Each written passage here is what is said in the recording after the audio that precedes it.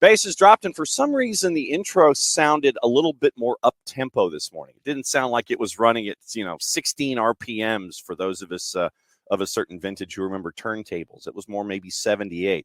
John here, Abe there, kicking you off on another Reaction Monday. Over, under, or on par. You can hang out with us on a bunch of different ways and let us know what's on your mind from a very, very busy weekend. We got Leagues Cup, we got the Twos, we got Pochettino, we got Super League, Caleb Wiley update, a bunch of things.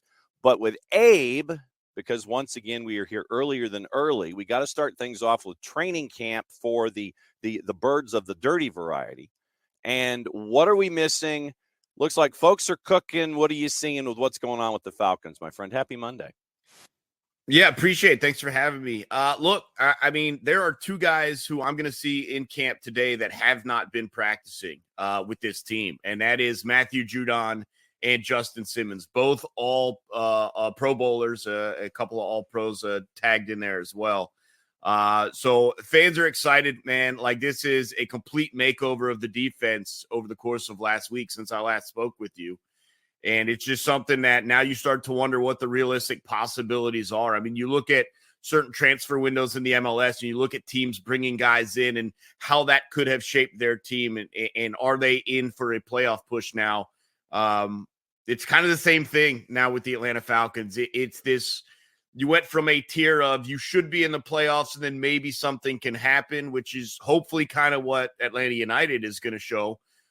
Into you're probably in this discussion with one of the contenders, and if you step on the field in an NFC title game or in a Super Bowl, who knows what can happen. So, look, we're talking about preseason hype. You actually have to take the field and do what you're supposed to do, stay healthy. What? I know it's tough, and if anyone's dealt with enough injury stuff, it's been Atlanta United, but the Atlanta Braves have had their injury stuff. The Atlanta Hawks have had their injury stuff. Hopefully, at least the Falcons can maybe avoid some of that this year.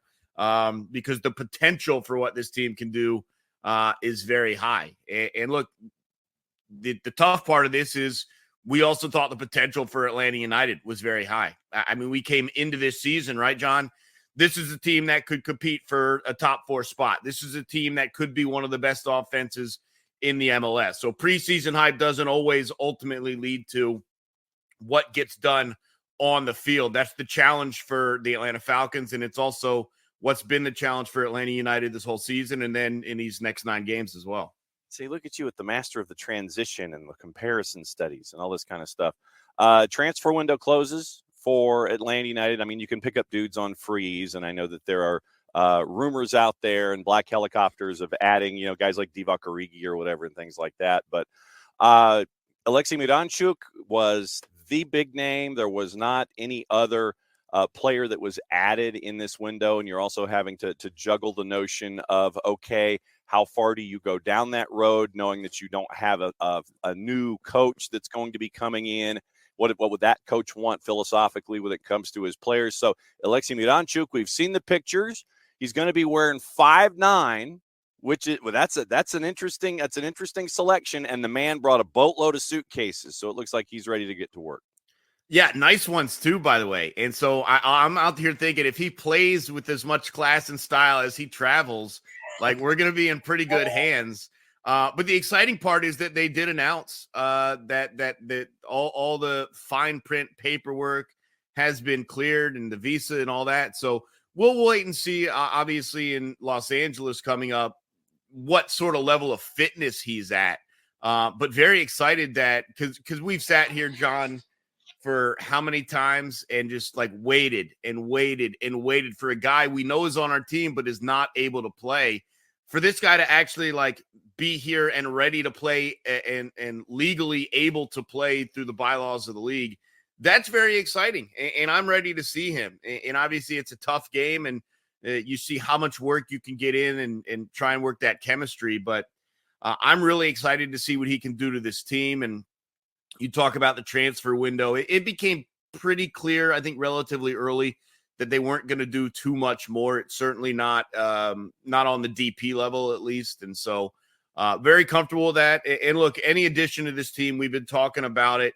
How do you create a little bit more offense as opposed to relying on just Daniel Rios, and Saba stepped up quite a bit as well. But hoping that, and one of the things that we also have seen is Atlanta United has had some issues playing on the front foot a little bit. And you're hoping that now you put Moranchuk into the middle, maybe you can get a little bit more aggressive, a little bit more attacking, and just control the games a little bit more from that aspect, because you have had to hunker down a couple of times and play for counters, stuff like that. And you've made it work here and there, but I'm very excited to see it. I'm very excited to see the vision, the passing.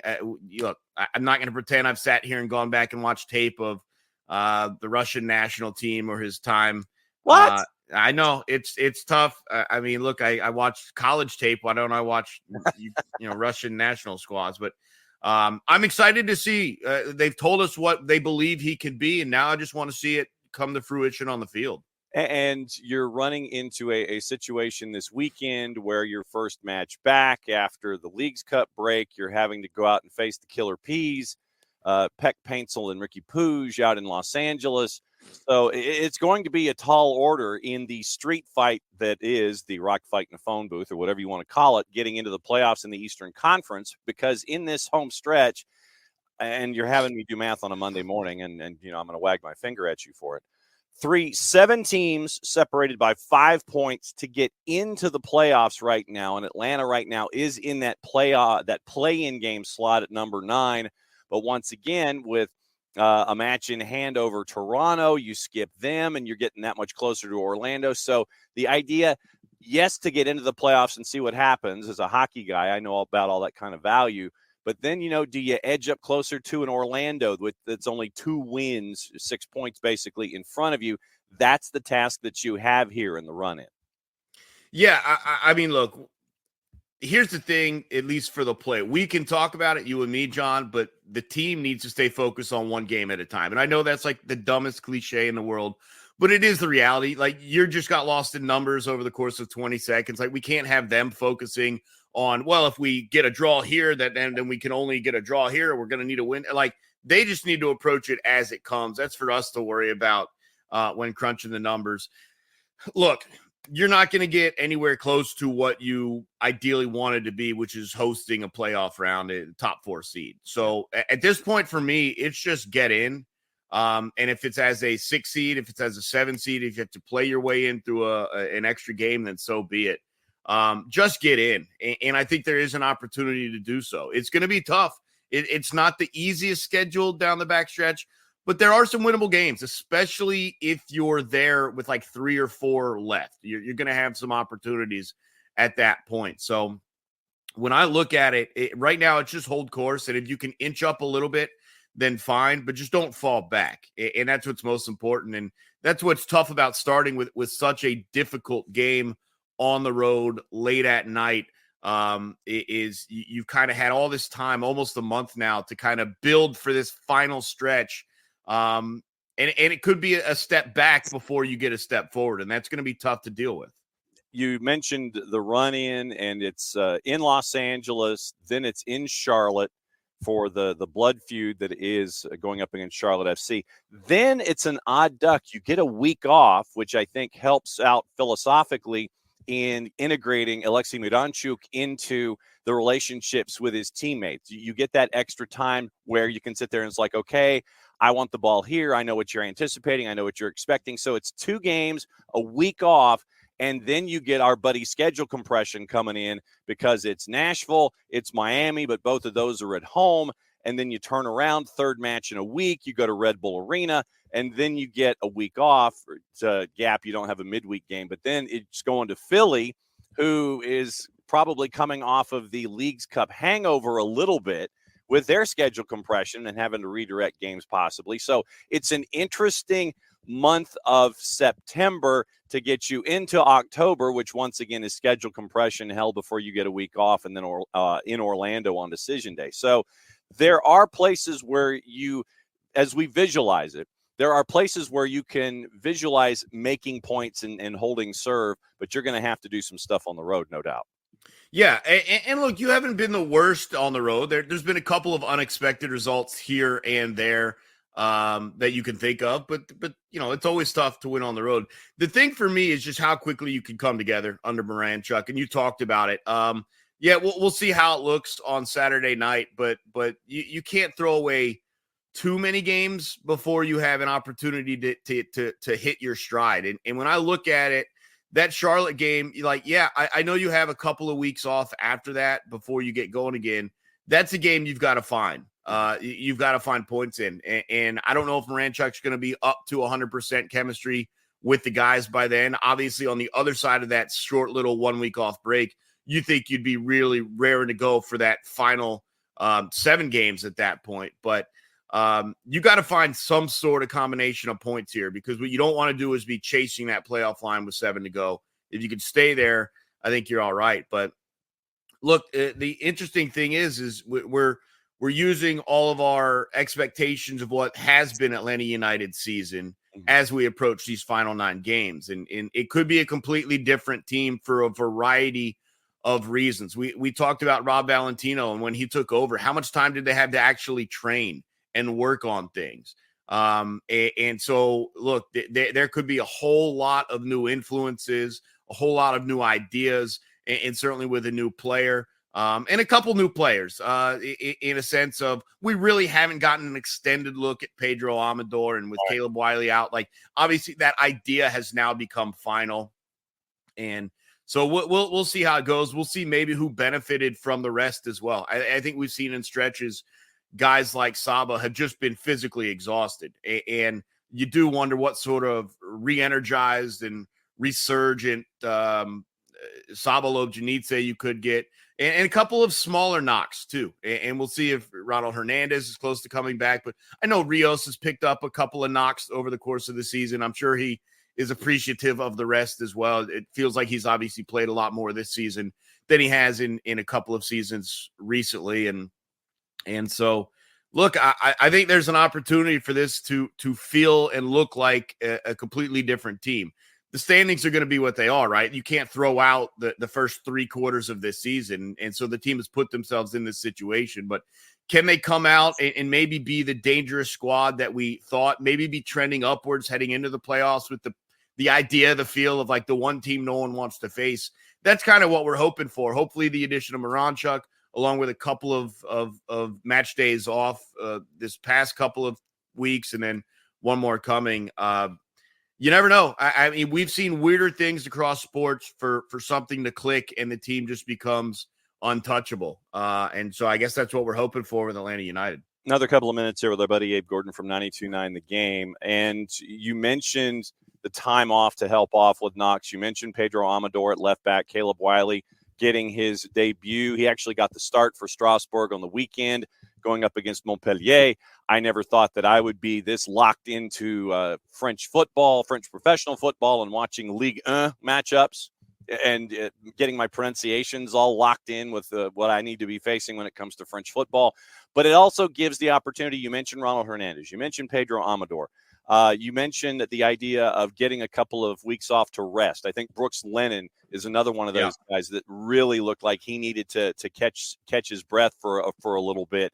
Who else are you looking at? Who is in the Abe Gordon spot shadow here in the run-in that you're looking forward to really step their game up and be 100% and fresh and ready to rock and roll?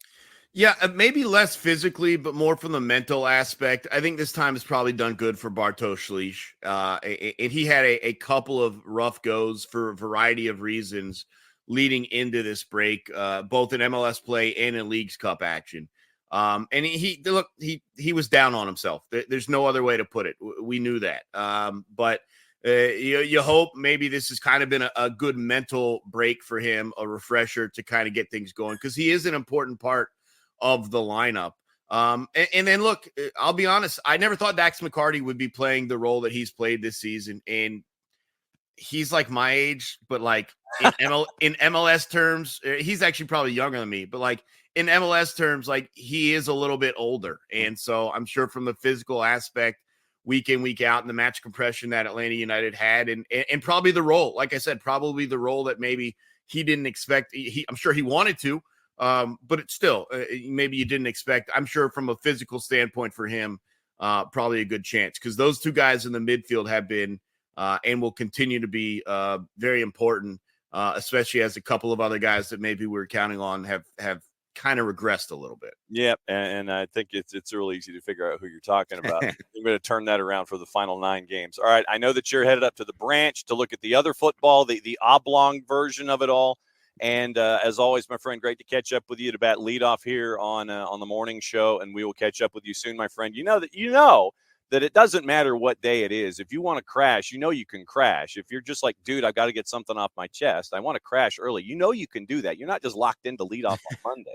Don't tempt me, because I'll pop in while I'm driving to work on a given day, and I will tempt you. It is perfectly fine for you to crash whenever you want when we're batting leadoff and getting through everything and opening kickoff. You've got golden ticket. It's not just locked to Monday.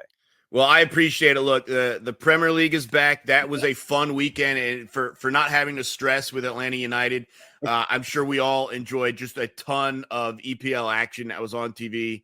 Among the teams that got off to a pretty good start, my Arsenal, 2-0, and so very happy with that. But it was nice to have major soccer back, not in friendlies.